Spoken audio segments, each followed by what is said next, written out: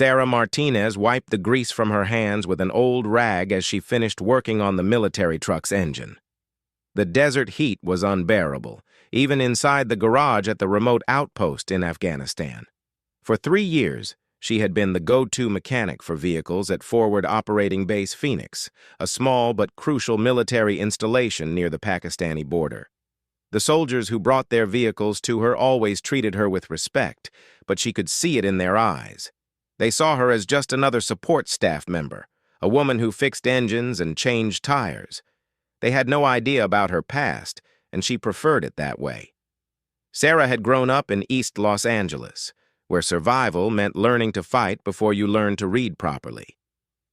Her father, a former Marine, had taught her everything about engines, but her older brother Miguel had taught her something far more valuable: how to handle weapons and defend herself. When gang violence claimed Miguel's life, Sarah decided to channel her rage into something productive. She joined the Army at 18. What the mechanics around her didn't know was that Sarah had spent 5 years as a Special Forces operative before an injury forced her into a different role.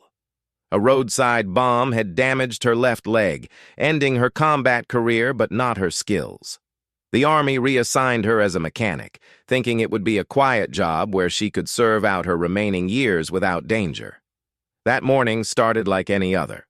Sarah was working on a Humvee that had been making strange noises when Sergeant Mike Torres approached her station. Mike was one of the few people who actually talked to her like a human being rather than just barking orders about vehicle repairs.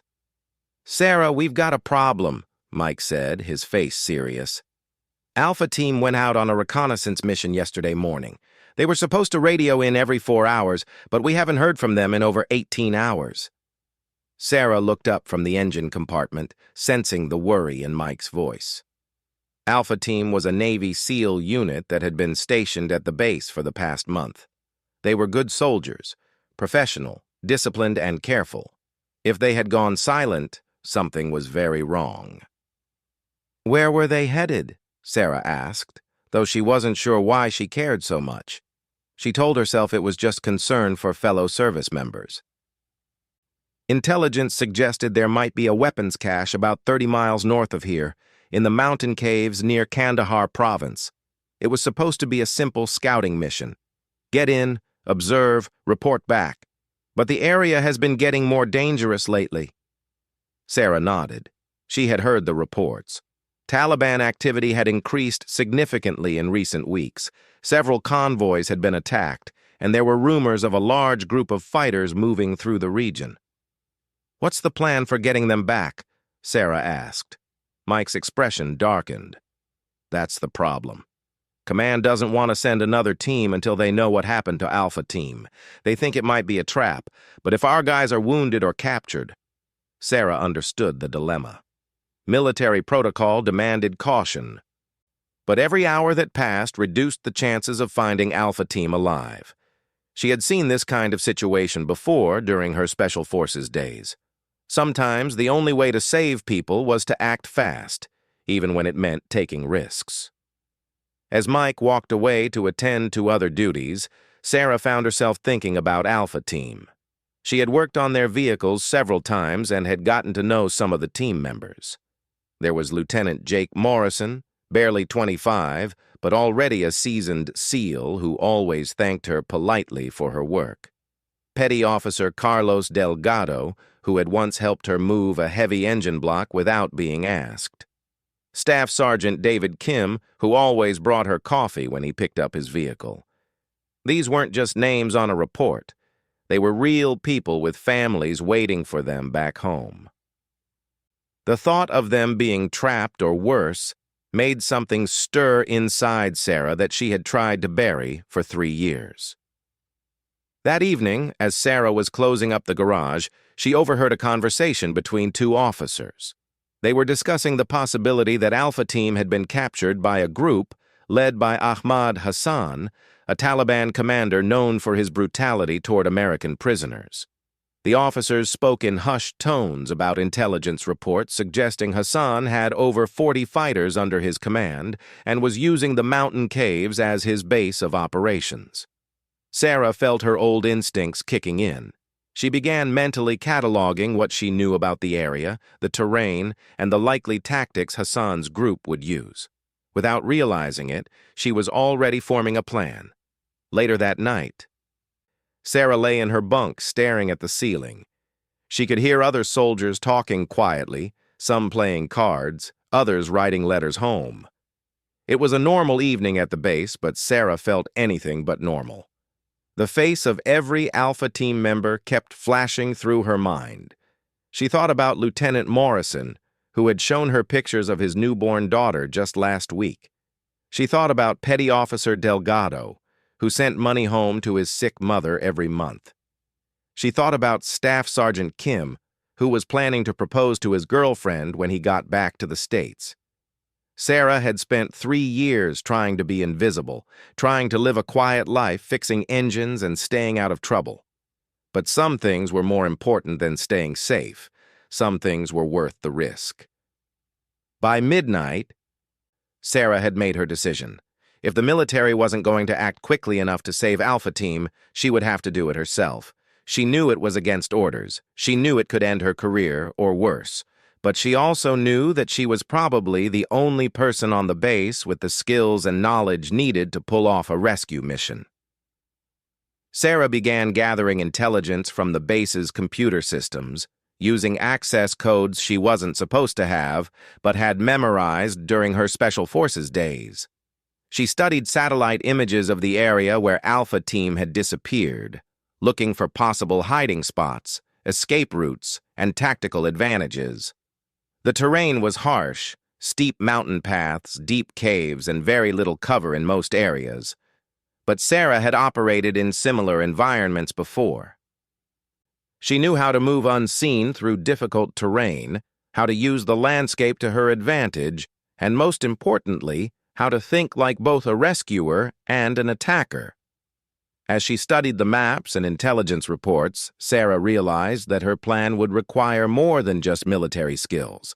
She would need to use her knowledge as a mechanic to modify equipment, her understanding of the local area to navigate safely, and every lesson she had learned during her years in Special Forces. The next morning, Sarah went about her regular duties as if nothing had changed. She fixed engines, changed oil, and replaced worn parts, all while secretly preparing for what she knew would be the most dangerous mission of her life. She gathered supplies carefully, taking small amounts of equipment that wouldn't be missed immediately: extra ammunition, medical supplies, communication devices, and tools that could be adapted for combat use. Sarah also began studying the routines of the base personnel, looking for the best time to leave without being noticed. She would have only one chance to get this right. If she was caught leaving the base unauthorized, she would be arrested. If she failed to find Alpha Team, she might never make it back alive. But as Sarah looked around the garage at the end of that second day, seeing the empty spaces where Alpha Team's vehicles usually parked, she knew she had no choice. Tomorrow night, she would leave the safety of the base and venture into the mountains alone. She would find Alpha Team and she would bring them home, no matter what it took. Sarah moved through the darkness like a shadow, her modified military gear allowing her to blend perfectly with the rocky terrain. She had left the base 3 hours ago, timing her departure during the changing of the guard when security was briefly relaxed. The motorcycle she had chosen was one she had worked on extensively, a dirt bike that she had quietly modified over the past weeks to run more quietly and efficiently. The journey to the suspected location where Alpha Team had disappeared took her through some of the most dangerous territory in the region. Sarah navigated using night vision equipment she had borrowed from the base's emergency supplies, following routes that avoided known Taliban patrol areas. Her Special Forces training served her well as she moved through the mountainous terrain, using natural cover and staying aware of every sound and movement around her. As dawn approached, Sarah reached a ridge overlooking the valley where Alpha Team's last known position had been. She set up a concealed observation post and began studying the area through high-powered binoculars. What she saw made her blood run cold. In the distance, she could see smoke rising from what looked like the remains of military vehicles. Through her binoculars, Sarah could make out the twisted metal of what had once been Alpha Team's convoy. The vehicles had been destroyed by explosives, but there were no bodies visible from her position. That could mean the team had either escaped or been taken prisoner. Sarah spent the entire day observing the area, noting patrol patterns and counting enemy fighters. What she discovered was worse than she had feared. Ahmad Hassan's group wasn't just 40 fighters, it was closer to 60, and they were well armed and organized. She watched as they moved through the valley in coordinated groups, setting up defensive positions and maintaining constant surveillance of all possible approach routes.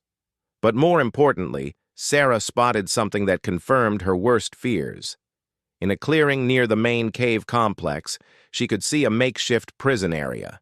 Even from her distant position, she could make out figures in American military uniforms being held under guard. Alpha Team was alive, but they were definitely prisoners. As the sun began to set, Sarah started planning her approach. The enemy had chosen their position well. The caves were situated on high ground with excellent visibility in all directions. Any conventional rescue attempt would be spotted long before it could reach the prisoners. But Sarah had something the enemy wasn't expecting, the element of surprise and skills they had never encountered from a single operative. Sarah had noticed something during her day of observation that gave her an idea. The enemy fighters were using vehicles, trucks and motorcycles that they had either captured or purchased. As a mechanic, Sarah knew that all vehicles had weaknesses that could be exploited. She also knew that people who relied heavily on vehicles often became careless when those vehicles were disabled. Her plan was ambitious and dangerous, but it was the only approach that had a realistic chance of success. She would infiltrate the enemy position at night, disable their vehicles to prevent escape and reinforcement, create chaos and confusion, and use that chaos to free Alpha Team and fight their way out. The first part of Sarah's plan involved getting close enough to the enemy vehicles without being detected. She waited until the darkest part of the night, when most of the guards would be tired and less alert. Using skills she had learned during countless Special Forces missions, Sarah moved down from her observation post and began approaching the enemy camp. The terrain worked in her favor. Loose rocks and steep inclines made it difficult for the enemy to maintain consistent patrols. Sarah used every piece of cover available, moving slowly and carefully to avoid making any noise that might alert the guards. It took her over 2 hours to cover what should have been a 30-minute walk, but stealth was more important than speed. When Sarah reached the edge of the enemy camp, she could see the full extent of their operation. The Taliban fighters had set up a sophisticated base of operations, complete with weapons storage, communication equipment, and what appeared to be planning materials for future attacks. But what concerned Sarah most was the number of guards around the makeshift prison where Alpha Team was being held. Sarah counted at least 8 guards maintaining constant watch over the prisoners, with more fighters positioned throughout the camp. She would need to create a significant distraction to draw attention away from Alpha Team's location. Working quietly, Sarah began implementing the first phase of her plan. She moved from vehicle to vehicle, using her mechanical knowledge to disable them in ways that wouldn't be immediately obvious. She cut fuel lines, removed essential engine components, and sabotaged electrical systems. By the time she was finished, none of the enemy vehicles would be able to start when needed. But Sarah's mechanical sabotage was only the beginning. She had also brought explosives, small charges that she had constructed using materials from the base's demolition supplies. She placed these charges strategically throughout the enemy camp, focusing on areas that would cause maximum chaos without risking harm to Alpha Team. As Sarah was placing her final explosive charge, she heard voices approaching her position. 2 Taliban fighters were walking directly toward her hiding spot, speaking in low voices and carrying assault rifles. Sarah's heart pounded as she realized she had nowhere to retreat without being seen. Drawing on her special forces training, Sarah made a split-second decision. She allowed the two fighters to get close, then struck with lethal efficiency. The first man went down without making a sound, while the second barely had time to register what was happening before Sarah's knife found its mark. She dragged both bodies into the shadows, knowing that their disappearance would eventually be noticed, but hoping it would give her enough time to complete her mission. With the immediate threat eliminated, Sarah moved toward Alpha Team's prison area. She could see the SEAL team members more clearly now. They were bound and appeared to have been beaten, but they were alive and conscious. Lieutenant Morrison was closest to her position, and she could see that he was aware of his surroundings, occasionally scanning the area as if looking for opportunities to escape. Sarah knew that freeing Alpha Team would be the most dangerous part of her mission. Once she made her move, stealth would no longer be an option. She would need to rely on speed, surprise, and her combat skills to overcome superior numbers. Taking a deep breath, Sarah checked her weapons one final time. She carried an assault rifle, a sidearm, several grenades, and the detonator for the explosive charges she had placed throughout the camp. Her plan was to create maximum chaos by triggering the explosives, use the confusion to eliminate the guards around Alpha Team, free the prisoners, and fight their way out of the camp before the enemy could organize an effective response. At exactly midnight, Sarah pressed the detonator button. The explosives went off simultaneously throughout the enemy camp, creating a series of loud explosions that lit up the night sky. Vehicles that the Taliban fighters tried to start refused to work, adding to their confusion and panic. Shouts and screams filled the air as enemy fighters ran in all directions, trying to understand what was happening. In the midst of this chaos, Sarah struck. She moved quickly toward Alpha Team's position, eliminating guards with precise shots and coordinated movements. The enemy fighters were so disoriented by the explosions and mechanical failures that they couldn't mount an organized defense against a single attacker who seemed to appear and disappear like a ghost. Lieutenant Morrison's eyes widened in shock when he saw Sarah approaching with a knife to cut his bonds. "What the hell are you doing here?" he whispered urgently. "Saving your lives," Sarah replied simply, cutting through the ropes that held him. "Can you fight?" Morrison nodded, flexing his freed hands and looking around at his team members. "We're banged up, but we're operational. Who else is with you?" "Nobody," Sarah said, moving to free Petty Officer Delgado. "It's just me." The look of disbelief on Morrison's face was quickly replaced by grim determination. "Then we better make this count," he said, accepting a weapon that Sarah had taken from one of the eliminated guards. As Sarah freed the rest of Alpha Team, she could hear enemy fighters beginning to regroup and organize their response. The element of surprise was wearing off, and soon they would face an organized counterattack from nearly 60 hostile fighters. The real battle was about to begin. The first wave of enemy fighters came at them from 3 directions. But Sarah had anticipated this. During her reconnaissance, she had identified the best defensive positions in the area, and she quickly directed Alpha Team to take cover behind a series of large rocks that provided protection while allowing them to return fire effectively. "Martinez, how many are we facing?" Lieutenant Morrison called out as bullets whistled overhead. "I counted at least 58 during my surveillance," Sarah replied, dropping 2 attackers with precise shots. "But some might have left the camp when the explosives went off." Staff Sergeant Kim, who had taken position to Sarah's left, looked at her with new respect. "You did surveillance? Who exactly are you?"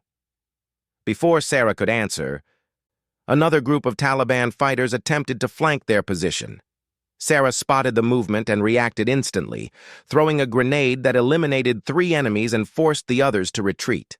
Her actions were fluid and professional, displaying combat skills that none of the SEAL team had expected from their base mechanic. "I'll explain later," Sarah said, reloading her weapon. "Right now, we need to focus on getting out of here alive." The battle continued throughout the night, with waves of enemy fighters attempting to overrun their defensive position. Sarah's knowledge of the terrain proved invaluable. She had memorized every rock formation, every possible approach route, and every potential escape path during her day of observation.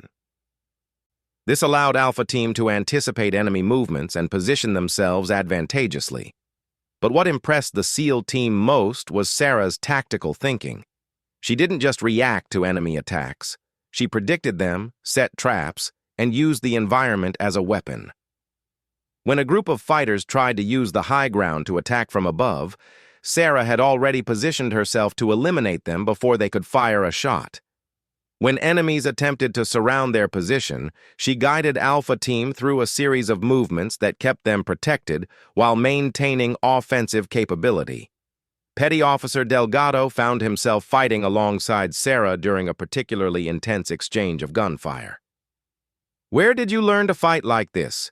he asked, during a brief lull in the fighting. "Special Forces," Sarah replied simply, scanning the area for the next attack. 5 years before I became a mechanic." Delgado's eyes widened. "You were Special Ops? Why didn't anyone know?" "Because I didn't want them to know," Sarah said. "Sometimes it's easier to be underestimated." As dawn approached, the intensity of the enemy attacks began to diminish. Sarah realized that the Taliban fighters were running low on ammunition and were probably beginning to worry about military reinforcements arriving. This was their chance to make their escape, but they would need to move quickly and carefully. Sarah had identified an escape route during her reconnaissance, a narrow mountain path that led away from the main camp and eventually connected to a road where they might be able to signal for help. But reaching that path would require crossing an open area where they would be exposed to enemy fire. "We need to move now," Sarah told Lieutenant Morrison. "In about 30 minutes, the sun will be high enough for them to see us clearly across that open ground. If we wait much longer, we'll be pinned down here." Morrison nodded, trusting Sarah's judgment completely. During the past several hours, she had demonstrated tactical knowledge and combat skills that exceeded those of many seasoned Special Forces operators he had worked with. If she said it was time to move, it was time to move. Sarah's plan for crossing the open area was brilliant in its simplicity. Instead of trying to sneak across unnoticed, she created a diversion that drew most of the remaining enemy fighters to the opposite side of their position. Using her remaining explosives, she triggered a series of blasts that made it appear as if they were attempting to escape in the wrong direction. While the Taliban fighters rushed to intercept what they thought was an escape attempt, Sarah led Alpha Team quickly across the open ground toward the mountain path. The deception worked perfectly. By the time the enemy realized they had been fooled, Sarah and the SEAL team were already climbing the steep trail toward safety. But Ahmad Hassan wasn't finished with them yet. As they reached the halfway point on the mountain path, Sarah spotted movement below. Hassan had realized what had happened and was leading a group of his most experienced fighters in pursuit. These weren't ordinary Taliban soldiers. They were seasoned veterans who knew the local terrain as well as Sarah did. "They're following us," Sarah informed Morrison, "and they're moving fast. We need to set up another defensive position." The mountain path provided limited options for defensive positions, but Sarah identified a narrow section where the trail wound between two large rock formations. It was a natural choke point where a small group of defenders could hold off a much larger force, at least temporarily. Alpha Team took positions among the rocks, with Sarah coordinating their defensive strategy. She had noticed something during their climb that the pursuing fighters might not have realized. The trail they were following had been damaged by recent rock slides. With the right application of force, she might be able to trigger another slide that would block their pursuer's path. When Hassan's group reached the choke point, they found Alpha Team waiting for them in a nearly impregnable position. The Taliban commander was experienced enough to recognize a trap when he saw one, but he was also angry enough about the destruction of his base to take risks he normally wouldn't consider. The final battle was the most intense of the entire engagement. Hassan's fighters were desperate to prevent the Americans from escaping, knowing that their survival meant that the location of the Taliban base would be reported to military command. They attacked with everything they had, using grenades, automatic weapons, and coordinated tactics that pushed Alpha Team to their limits. Sarah found herself facing Ahmad Hassan directly when the Taliban commander attempted to outflank their position. Hassan was a skilled fighter with years of combat experience, but he had never faced anyone with Sarah's combination of special forces training and desperate determination to protect her fellow soldiers. The fight between Sarah and Hassan was brief but vicious. Hassan had the advantage of size and reach, but Sarah had superior training and was fighting not just for her own survival, but for the lives of Alpha Team. When Hassan made the mistake of underestimating her because she was a woman, Sarah used his overconfidence against him, ending the fight with a precision strike that left the Taliban commander dead. With their leader eliminated, the remaining Taliban fighters began to lose their coordination and determination. Sarah took advantage of their confusion to trigger the rock slide she had planned, sending tons of stone tumbling down the mountainside and blocking the path behind Hassan's fighters. Those who weren't caught in the slide found themselves trapped on the mountain with no way to retreat and no leader to coordinate their actions. The remaining Taliban fighters surrendered or fled into the wilderness, leaving Sarah and Alpha Team in control of the mountain path. But their ordeal wasn't over yet. They still needed to reach safety and call for extraction. Sarah led the team down the other side of the mountain, using her knowledge of the local terrain to avoid additional Taliban forces that might be operating in the area. By afternoon, they reached a road where they were able to contact the base and arrange for helicopter pickup. As they waited for their ride home, Lieutenant Morrison approached Sarah. "I don't know how to thank you," he said. "If you hadn't come after us, we would have died in that camp."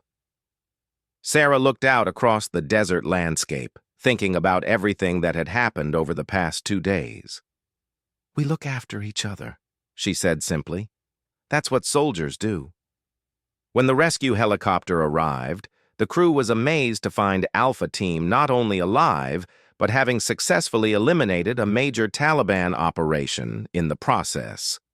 The pilot who flew them back to base couldn't stop asking questions about how a single mechanic had managed to rescue an entire SEAL team and destroy an enemy camp in the process.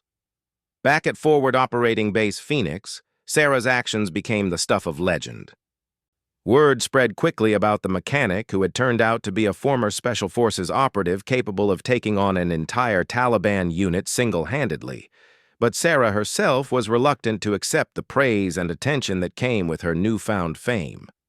The military brass wanted to transfer Sarah back to a combat unit and give her commendations for her heroic actions.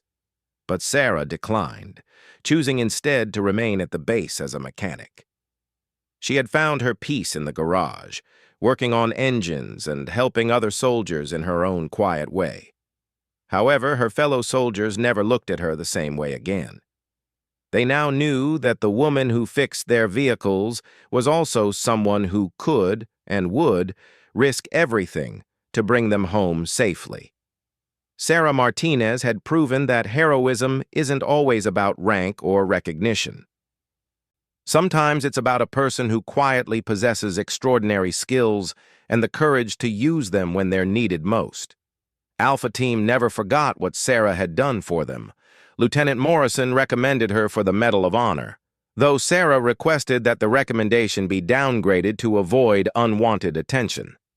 She received the Silver Star instead, which she accepted graciously, but kept in a drawer rather than displaying it. Years later, when people asked Alpha Team members about their most memorable mission, they would always talk about the night their mechanic became their guardian angel. They would describe how a woman they had barely noticed had risked everything to save them, displaying combat skills and tactical knowledge that exceeded anything they had seen from operators with decades of experience. Sarah continued working as a mechanic at various military bases, quietly serving her country in a role that allowed her to help fellow soldiers while avoiding the spotlight she had never wanted. But everyone who served with her knew the truth. Sometimes the most extraordinary people are hiding in the most ordinary places, waiting for the moment when their skills and courage are needed most.